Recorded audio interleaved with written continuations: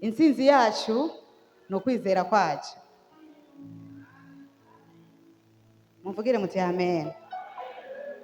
Intsinzi yacu ni ukwizera kwacu. Ijambo intsinzi turarisobanukiwe twese. Umuntu avuga ngo yatsinze, afise intsinzi iyo igihe hari ibyo yari karakora, hari ibyo yari karagwana navyo, hama ivyo bintu akabinesha. No acavugwa iri jambo intsinzi. Muvugire muti amen. Haleluya. Intsinzi ntishobora kugaragara ahantu hatari imigwano. Abantu babiri bagwanye hagaragara uwutsinda n'uneshwa. Abakinyi b'umupira haba ama ekipe abiri muri tere. Ayo ma ekipe abiri muri tere rero hari ekipe iganya, hari na ekipe iba perdi. No kuvuga hariho iyitsinda n'iyitsindwa. Siko bimeze gahemu. Siko bimeze. Natwe rero mu buzima bwa Rukristo hari ibyo tugwana. Amen. Hari ibyo tugwana. Jewe ndafise ibyo ngwana navyo. Nawe urafise ibyo ugwana navyo. N'uyu arafise ibyo agwana navyo. N'uyu arafise ibyo agwana navyo. Kandi aba bantu bose dukeneye ijambo twita iki? Nindarano araryoherwa yaneshejwe. Agaca yumva agaca agira umunsi mukuru agacelebrating kubera yanesheje. Abava gukora examen yabananiye bagashika bagira fete. Abatangura ibintu bikanka bikabananira bagaca bagira iminsi mikuru. Nukuvuga ko mu buzima bwacu bwa minsi yose dukeneye ijambo gutsinda. Haleluya. Dukeneye intsinzi mu buzima bwacu. Imana nishimye. Rero twebwe abizera ukwizera, haleluya, intsinzi yacu ni ukwizera kwacu. Amen. Amen. Intsinzi yacu ni ukwizera kwacu. Imana yacu nihabwe icyubahiro. Tugende mu gitabo cy'Abaheburayo igice cya 11 dusome tuvuye ku murongo wa mbere dushikane ku murongo wa 6. Abaheburayo igice cya 11 turava ku murongo wa mbere dushikane ku murongo wa 6. Turasoma mu izina rya Yesu. Ababaye abahizi mu kwizera. Ukwizera no kumenya rwose ivyizigirwa udakekeranya ngo ntibizoba kandi bitabonwa niko kutumenyesha ko ari ivy'ukuri.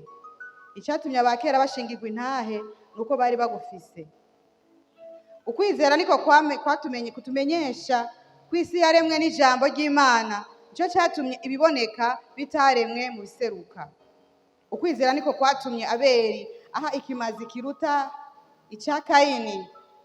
Aha Imana ikimazi kiruta icya Kayini niko kwamuhesheje guhishurirwa gushingirwa intahe ko ari umugororotsi. Hamwe Imana yamushingira intahe, yashingira intahe amashikanwa yiwe yuko ari meza, kandi ko kwatumye nanone akivuga naho yapfuye. Ukwizera niko kwatumye Henoki ajyanwa mu ijuru ngo ntabone urupfu, kandi ntiyaba akiboneka kuko Imana yamujyanye, kuko yashingiwe intahe atarajyanwa yuko yahimbaye Imana.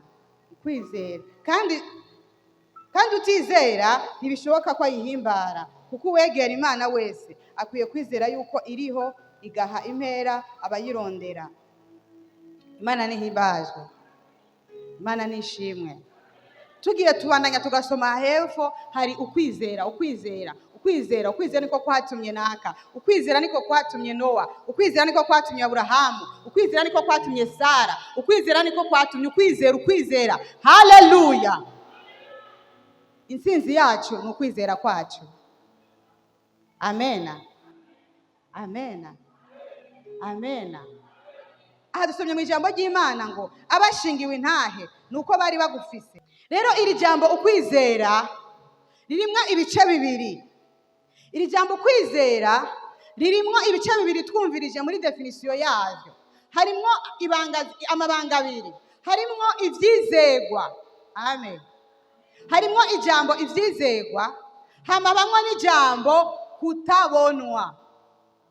Haleluya. Imana nihimbaza. Nukuvuga neza yuko ivyizegwa turiko turavuga ni ijambo ry'Imana. Yesu nashimwe. Ivyizegwa turiko turavuga muri iyi definition y'ukwizera ni ijambo ry'Imana. Ijambo ry'Imana rirafise ico rivuga ku mukristo wese. Ijambo ry'Imana rirafise ico riduhanura. Ijambo ry'Imana rirafise ico ridusaba. Ijambo ry'Imana rirafise amasezerano menshi aryuzuye. Ijambo ry'Imana. Haleluya. Ijambo ry'Imana nivyo vyizegwa. Muri definition avuze rero ngo ukwizera nukumenya ivyizigirwa rwose udakekeranya. Haleluya. Haleluya. Hama icya kabiri n'ubushobozi budashobora kubonwa n'abantu. Amen. Hariho ubushobozi budashobora kubonwa n'abantu. Nukuvuga ko hariho ijambo ry'Imana, hagaca habaho n'ikindi gice cy'ubushobozi butabonwa n'amaso y'abantu, ubushobozi butaboneka. Amen. Amen. Ivyo rero nivyo bigize ijambo ukwizera. Haleluya. Kugira rero umuntu agaragaze ukwizera kwiwe gukorerwa indani. Ukwizera k'umuntu kubera imbere muri we. Tuvuga tuti amen. Ni igikorwa c'indani, ni igikorwa kibera imbere mu muntu. Hanyuma ivyamwa bikagaragarira inyuma. Yesu nashimwe. Yesu nashimwe. Nico gituma haka umurongo havuze ngo ibitabonwa, ngo nico gituma ngo ibiboneka vyaserutse mu bitabonwa. Mwibuke Imana iriko irarema yavuga ngo nihabeho iki kigaca kigirane kigaca kibaho. Muvugira muti amen. Nukuvuga muri iyo autorite Imana yavuga ijambo, hama rya jambo rikaba ritekeye ubushobozi butabonwa. Amen. Ivyo bibiri rero bifatanye bigaca biserura ikintu gishasha. Amen. Imana yavuga ngo ni habeho bikabaho, habeho ibiyaga bikabaho. Ijambo yavuga iki? Ijambo. Nukuvuga rero ukwizera kugizwe n'ijambo kukagira n'ubushobozi butaboneka. Amen. Amen. Ijambo ryonyene ntigikwije. Urashobora kugira ijambo ntagire ico rikumarira.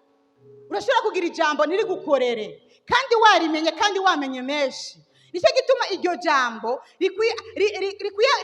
ryuzura rivyara ibikomeye, rizana igitangaza. Iyo bwa bushobozi butaboneka nabwo bubaye mu muntu bugaherekeza rya jambo. Haleluya. Hariho ukuntu abakristo tukunda kwakira Bibiliya tukaziraza ku mutwe. Je narabibonye ahantu Bibiliya ikarara ku mutwe ikaba hafi, wagumana ngo hafi ngo inkota ngo ijambo ry'Imana. Amen. Amen. Yego ni ijambo ry'Imana. Mugitira iri jambo ry'Imana turiko turasoma, abafise amabibiliya murashobora kuyaduza, murashobora kuduza Bibiliya.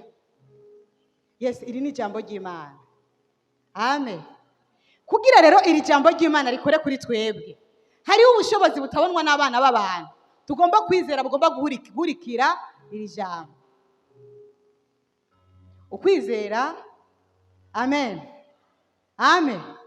Intsinzi yacu ni ukwizera kwacu. Yesu nahimbaza. Yesu nahimbazwe cyane.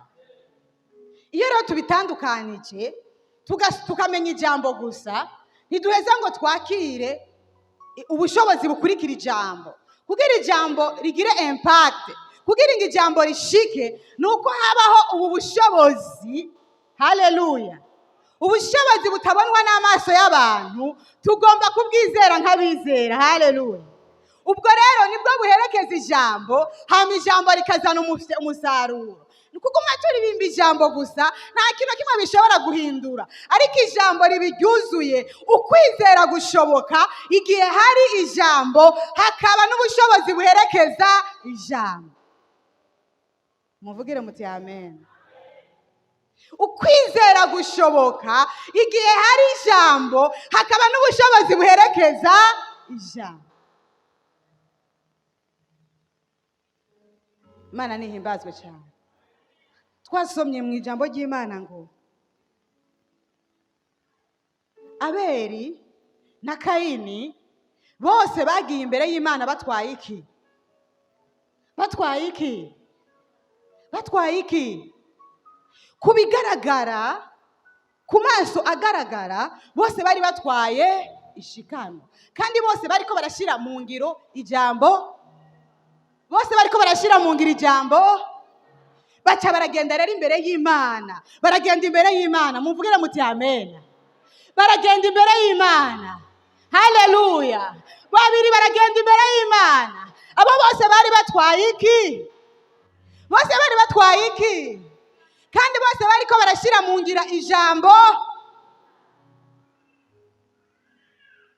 Ariko rero, haleluya, barishikanye ku gicaniro, barishikanye imbere y'Imana ibona byose, bayishikaniye nge n'amashikanwa, ikiraraba, ahari ubushobozi butaboneka, aho uri umutima ubikunze, aho uri kurashiza, aho iryo jambo ririko rirabaheyere umutima, iryo jambo ririko rirabamwo ukuri. Imana yabonye ari umutima wande? Ari umutima wande? Ari umutima wande? Ariko twajanye mu gusoma, ari umutima wande? Haleluya. Uyo mutima wa Abeli niwo Imana yaravye irashima. Yawushimye kubera iki? Ishikanwa ryiwe ryari riherekejwe n'ijambo bita ukwizera. Wowe ntiyari yagiye mu ijambo gusa ngo ashitse icyagezwe, ariko yari yagiye gutanga ikimazi, ashitse ijambo kandi yongerako n'ukwizera. Ni ukuvuga ko bwa bushobozi butaboneka bwariko burakoreka muri we. Muvuge muti amen. Ubwo bushobozi rero butaboneka yakiriye, bugatuma agira umwete wo gushira ijambo mu ngiro. Nibwo bwatumye Imana imuraba igira gute? Iramwishimira. Amen. Ukwizera ni ijambo n'ubushobozi bw'Imana butaboneka, bubonwa n'abana b'Imana. Haleluya. Haleluya. Haleluya. Imana yacu nihabwe icyubahiro. Mwibuke mu isezerano rishasha. Yesu nahimbaza. Mwibuke mu isezerano rishasha. Mu isezerano rishasha Yesu Kristo yarakijije abantu. Amen. Amen. Turemeranya ko tuba dusoma ibitangaza mu isezerano rishasha. Haleluya. Abantu bose Yesu yakijije, hari akajambo yababwira. Yababwira gute? Amen. Yababwira ngo ukwizera kwawe, yababwira ngo ukwizera kwawe, intsinzi yacu ni ukwizera kwacu. Amen. Amen. Amina. Intsinzi yacu ni ukwizera kwacu. Imana ihabwe icyubahiro. Imana ihabwe icyubahiro. Niko kwatumye rero abatwitangiye imbere bari ko bagendagendana na Yesu, barakijijwe, batabawe ivyari bibaremereye, batabawe ingwara. Haleluya. Babonye Imana ihindura ubuzima bwabo. Ntibabibonye kubera baje kuri Yesu gusa, ariko baje kuri Yesu. Yesu ariko arabaraba, abaje ariko arabaraba, yararunguruka imbere muri bo, akabona imbaraga zihishijwe zitwa ubushobozi bw'Imana bwo kwizera. Amen.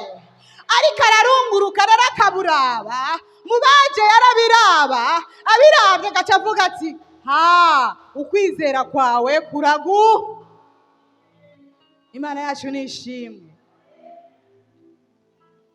nshuti bakundwa, intsinzi yacu nk'abizera ni ukwizera kwacu. Haleluya, haleluya. Reka dusubire mu isezerano rya kera mu itanguriro, aho mu nkuru za Aburahamu, inkuru za Aburahamu biri hano nyene mu Baheburayo. Imana ishimwe. Mu Baheburayo hanyene harabivuga ku mirongo yo hepfo, haravuga ngo sokuru wa Aburahamu. Haleluya.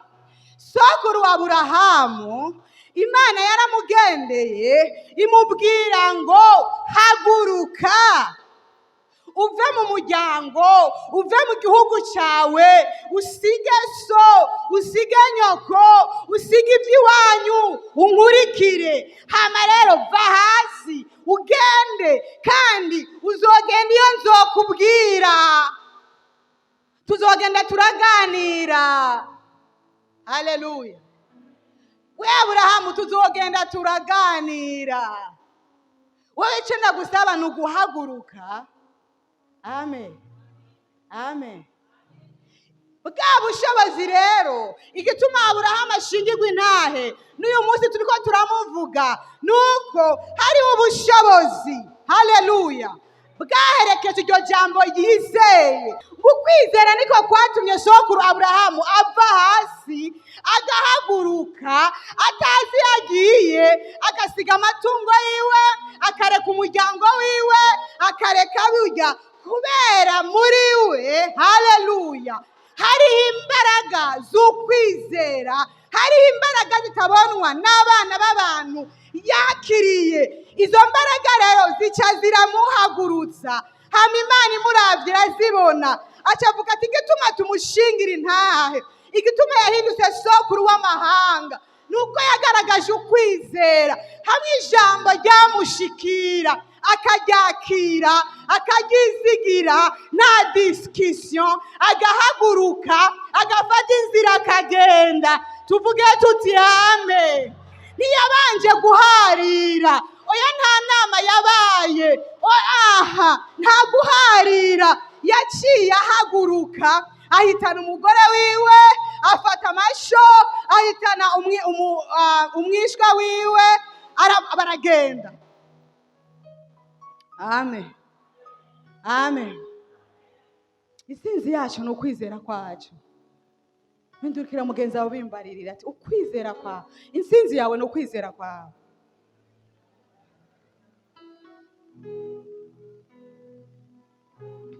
Nzokwa